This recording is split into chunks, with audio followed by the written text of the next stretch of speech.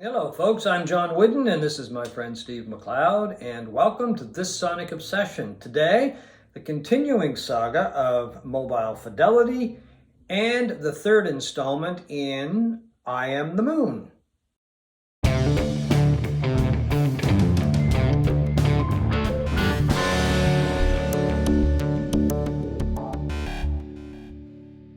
So the debacle, the scandal, Saga, the brouhaha brouhaha. over Mobile Fidelity continues with more news this week on whether their product is digital or analog, and the answer so far is Digital.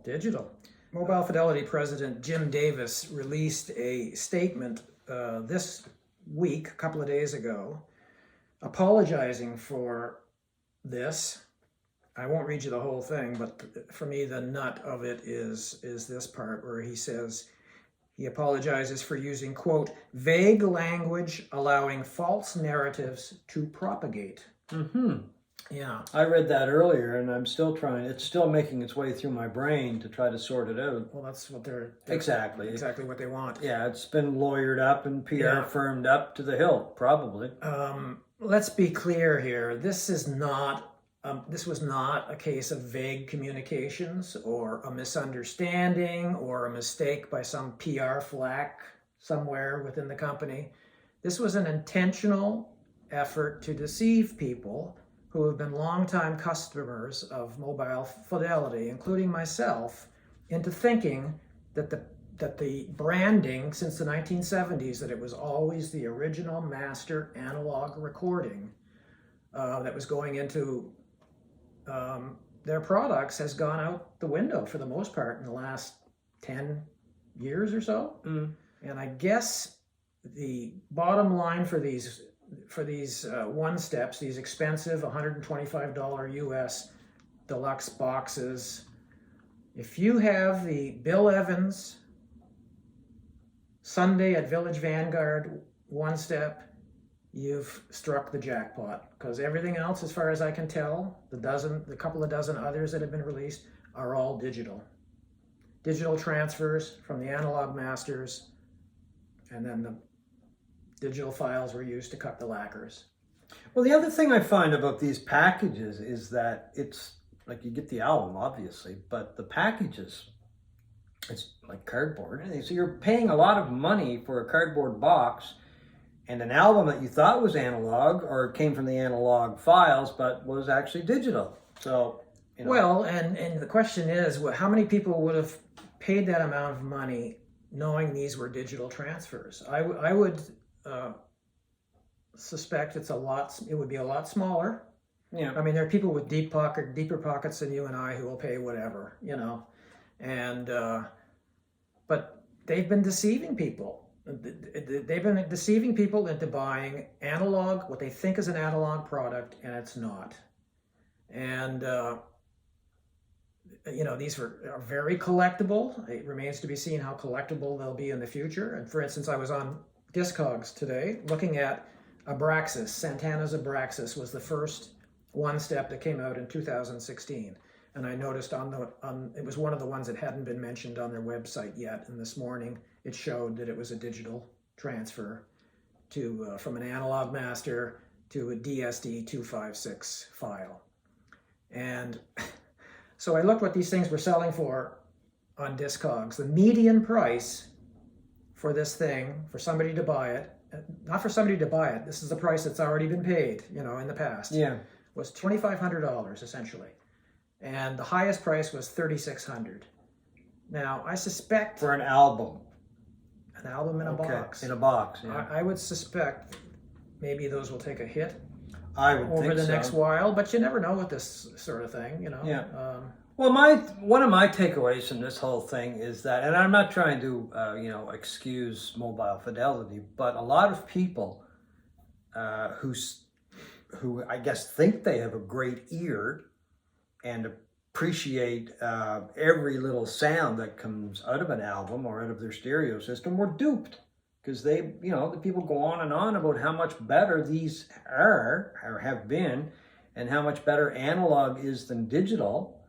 In my case, I got to be honest with you, sometimes I notice a difference, but I don't know if that's because it came from analog or if it was just recorded very well or if there was remastering that tweaked it. I don't know. I mean, I guess my big thing is, well, if it sounds good, it works, right? I wouldn't pay $125 for an album. Let's put it that way. It's the deceit. People with that kind of hearing, though, and I don't doubt there are people out there that can hear the difference between analog and digital. I'm not one of them. No, maybe there are, yeah. I'm not, definitely. But they could have saved us a lot of money and a lot of grief if they could have said, hey, wait a minute. This 45 RPM Dire Straits thing that you have was cut from digital, but nobody did that. I find it kind of funny, too, that a lot of people were duped. You know, they say that it sounds a lot better than digital. Well, it was digital. So yeah, but online, when I go online today, you're getting people, saying, I knew there was something wrong with this. Well, of course. It didn't ever sounded right to me and all of that stuff. Yeah, there's that old saying, hindsight's 20/20, right? Yeah. And I don't know if people are going to come out and admit it.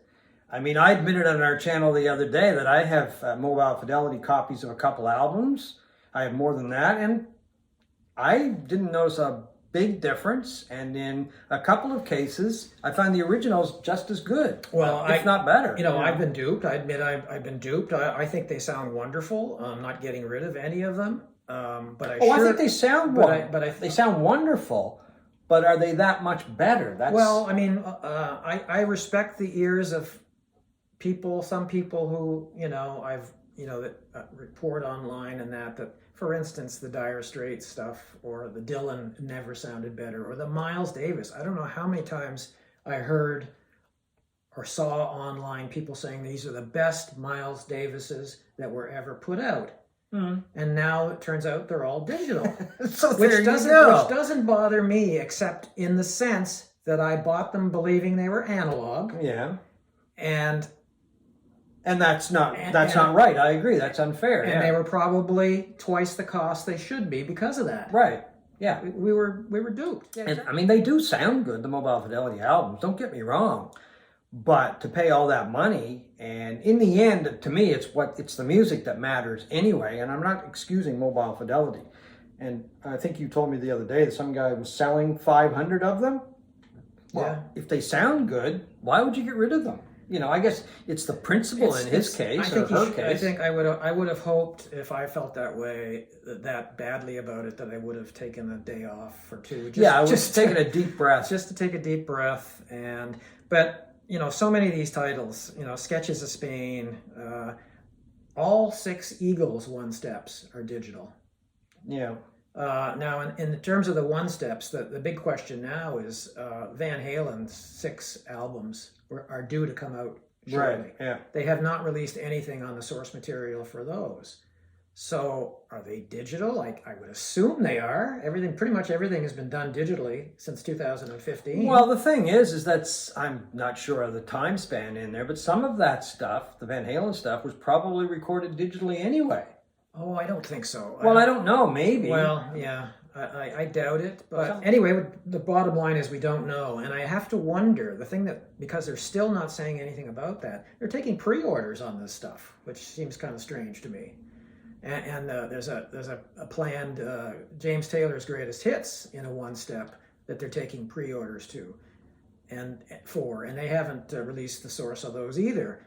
I have to wonder if these people know what's going on. Like, do Van Halen's people, do the management, band members, the management, the label, estate, know what's going on? Well, they probably will jump in now. Well, you have to wonder. I mean, you would hope that they would jump in. Let's put it that way. If something is being billed as one thing and is not that, you would hope that the estate or the label would jump in. Anyway, enough of Mobile Fidelity. Let's move on to something else. Something else would be the Tedeschi Trucks Band. So now, time for some really good new music. It is the 3rd installment in the project I Am the Moon by the Tedeschi Trucks Band. This one is called The Fall, and it is 6 tracks. The whole album only adds up to 30 minutes and 2 seconds, I believe you said. Got to get the 2 seconds in there. Yep.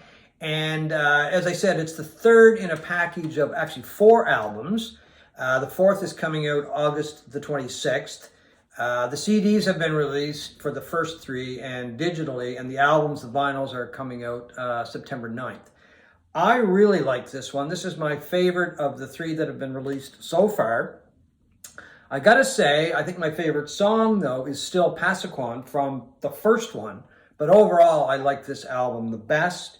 The reason being is because it seems like it's a real band effort. You've got Derek Trucks playing amazing lead guitar. Susan Tedeschi's vocals, always exemplary. They're always great. She's always a great singer.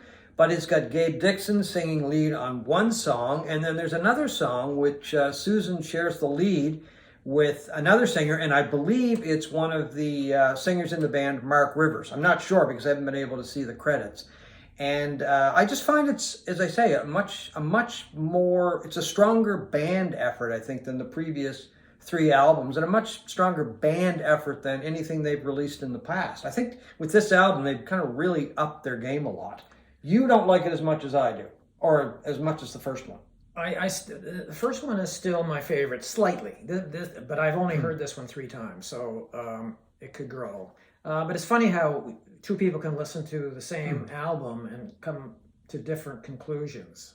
Like, you think this is a real team effort. Yeah. And it is. All of Tedeschi Trucks is one of the greatest teams out there. Yeah, yeah. But to me, this is the album, the first album of the 3 where Derek Trucks kind of steals the spotlight for me. I mean, I think his soloing on this is exceptional throughout the whole album. I mean, he's always great on guitar. Well, he's the engine of the band, really, yeah, you know? But it really made me take notice, like his slide solos and conventional solos throughout. The last song, which is Take Me As I Am, he does this incredible, guitar solo just at near the very end of the song that just kind of stopped me in my tracks. It was so good, and I find throughout the whole side, he's at the top of his game. Yeah, I find his guitar work on a song called Yes We Will. I really like that guitar work. I think he has 2 solos on that song, yeah, and it's some of my favorite guitar work that he's done because he backs off the slide a bit, and I mean, his slide work is amazing. But in this song, which kind of reminded me when I first started listening to it of an old Peter Green song, not a Fleetwood Mac song, of course, that Peter Green was a member of, but a Peter Green solo album or song called Crying Won't Bring You Back. That's what I kind of heard in the first opening bars of the song. But his guitar work in this song, it's like I said, he shies away from the slide, and he just, I don't know, he propels the whole song. But once again, it's one of those songs that I just really like, and I like every song on the album. But as I said, I find it's a real team effort. I'm still waiting for a lead vocal by Alicia Shakur. I really like her. You've been calling for that from the very first album. Yeah, and because I really like her singing. I think she's a tremendous singer. But on this album, Gravity, Gabe Dixon holds down the lead vocals. And then on Take Me As I Am, I believe it's the song that I believe is Mark Rivers, who is sharing the lead with Susan. And that's just a beautiful ballad. Oh, it's a great song. It's a great song. And Mike Madison has the lead vocal on another beautiful song called Emmeline. So as I say, it's like everybody working together. They always do. I don't want to diminish that aspect of it, but I find on this album, the spotlight is not just on Derek and it's not just on Susan, it's on some of the other members of the band. And I think that's a really smart move. And for me, it was very enjoyable. Well, I'm really looking forward to the next one now to see whether they, go for broke on the last album. Is it going to be some sort of climactic thing? Well, I hope so. I hope so too. I suspect there's going to be one hell of a strong instrumental. Yeah. Maybe as a companion piece to Passaquan from the first one. And I'm hoping that Alicia Shakur will get the spotlight. We'll have to wait and see. But anyway, both of us really like the album. It is called The Fall, Part 3 of the Tedeschi Trucks project, I Am the Moon. And part 4 is coming in about a month, and then the vinyl September 9th. And you have ordered the box set, Yes. vinyl box, which you can only get from the website. Yeah, the and Fantasy Records store too, I believe, has some copies, but I got it from the band website, yeah. Oh, see, I can't afford that anymore. Well, because you bought too many Mobile Fidelities. So there you go. Maybe he'll sell some and see if he can find the Tedeschi Trucks box set. Anyway, well, you're not getting mine, that's for sure. Anyway, folks, we hope you have enjoyed our look at the Mobile Fidelity saga and the new Tedeschi Trucks album called The Fall from the I Am the Moon package. Thanks for watching this Sonic Obsession.